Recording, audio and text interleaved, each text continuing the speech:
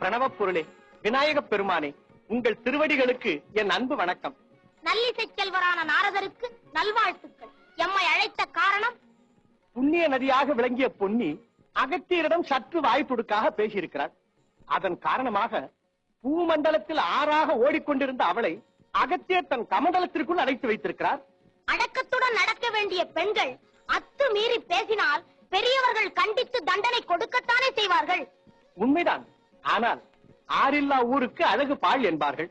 அப்படி இருக்க இந்த தமிழகத்தில் ஓட வேண்டிய நதியை தன் சொந்த காரணத்திற்காக அடைத்து வைத்து விட்டால் இந்த மண்ணில் வாழ வேண்டிய உயிர்கள் எல்லாம் என்ன ஆவது? அப்பப்பா, இது பெரும் பிரச்சனை, மாபெரும் பிரச்சனை. இதற்கு தாங்கள் தான் நீதி வழங்க வேண்டும். சரி, இதற்காக நான் என்ன செய்ய வேண்டும்?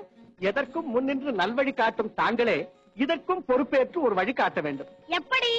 அகத்தியர் கமண்டலத்தில் அடைத்து வைத்திருக்கும் அந்த பொன்னி நதியை நிரந்தரமாக தேக்கி நிறுத்தி விடாமல் மீண்டும் இந்த மண்ணிலே ஓட விட்டு பொன் விளையும் பூமியாக்க வேண்டும்.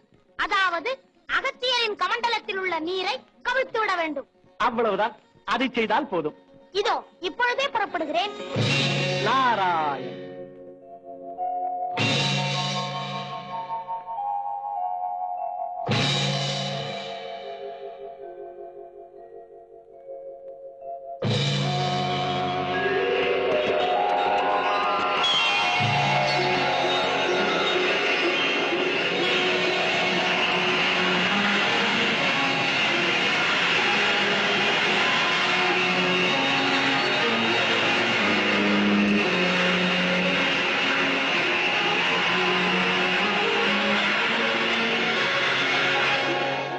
என்ன இது? இந்த காக்கை வந்தா என் கமண்டலத்தில் உள்ள பொன்னி நதியை கவிழ்த்து விட்டது. என்ன மாயம் இது? அகத்தியரே, காக்கை வடிவில் வந்து நான் தான் உமது கமண்டலத்தில் உள்ள நீரை கவிழ்த்து விட்டவன். எதற்காக அப்படி செய்தாய்? சிறுவன் வடிவில் வந்து சித்து விளையாட்டுகளை செய்து காட்டுபவனே, யார் நீ? உம்மோடு சற்று நேரம் விளையாட வந்த ஒரு பிள்ளை. அப்படிப்பட்ட பிள்ளையார்? பிள்ளை யார் புரியவில்லையா? அகத்தியரே, சித்தி, பக்தி, முக்தி அனைத்திற்கும் வித்தாக விளங்குபவன் நான். எப்படிப்பட்டவனாக இருந்தாலும் சரி, என் கமண்டலத்தில் அடைபட்டு கிடந்த பொன்னி நதியை என்னுடைய உத்தரவின்றி எதற்காக பூமியிலே ஓடவிட்டாய்?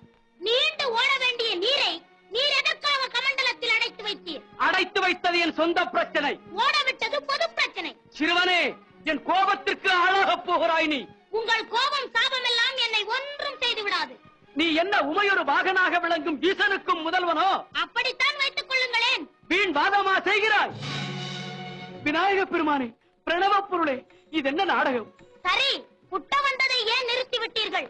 குட்டுப்பட்டாலும் தமிழ் எழுதும் தவசீலர் கையால் குட்டுப்பட வேண்டும். குட்டுங்கள். ஐயோ, அபச்சாரம், அபச்சாரம். நான் உங்களை குட்டுவதா? என்ன அகத்தியரே, என்னை குட்ட வந்து தங்கள் தலையிலேயே குட்டிக் கொண்டீர்? பிள்ளை வடிவில் யாரோ வந்திருக்கிறார்கள் என்று நினைத்தேன். வந்திருப்பது பிள்ளையாரே என்று தெரிந்ததும் என் தவறை உணர்ந்து நானே குட்டிக் கொண்டேன். வேதநாயகா, இன்று முதல் நான் மட்டுமல்ல, என்போல் தவறு செய்பவர்கள் எல்லாம் தங்களை தரிசிக்க வரும்போது அவரவர்கள் தலையில் குட்டிக் கொண்டுதானே தீர வேண்டும். அகத்தியரே, நீர் தவறொன்றும் செய்து விடவில்லை. ஆணவத்தோடு பேசிய பொன்னி நதியை அடக்கி புத்தி புகட்டினீர்கள். அவளும் தன் பிழையை உணர்ந்து திருந்தி விட்டாள். அதனால்தான் நானும் அவளை தமிழ் மண்ணில் ஓடவிட்டேன். இறைவா, தங்களால் இந்த மண்ணுக்கும் ஒரு புண்ணிய நதி கிடைத்தது. இல்லை இல்லை, தங்களால் தான் பொன்னிக்கும் ஒரு புதுப்பாதை கிடைத்துள்ளது. அதனால் உங்கள் திருவாக்காலேயே அவளுக்கு ஒரு புது பெயர் சூட்டி விடுங்கள். பெருமானே, தாங்களே காக்கை வடிவில் வந்து என் கமண்டலத்தில் உள்ள பொன்னி நதியை கவிழ்த்து அதன் காரணமாக அந்த நீர் விரிந்து ஓடியதால் இன்று முதல் காவிரி என்று பெயர் பெற்று செழிப்போடு விளங்கட்டும். ஆஹா, அழகான பெயர். இனி இந்த மண்ணில் காவிரி தலையாய நதியாக விளங்கட்டும். வாழ்க நீர், வளர்க உமது தொண்டு. விநாயக பெருமானே, அனைத்தும் உன் செயல்.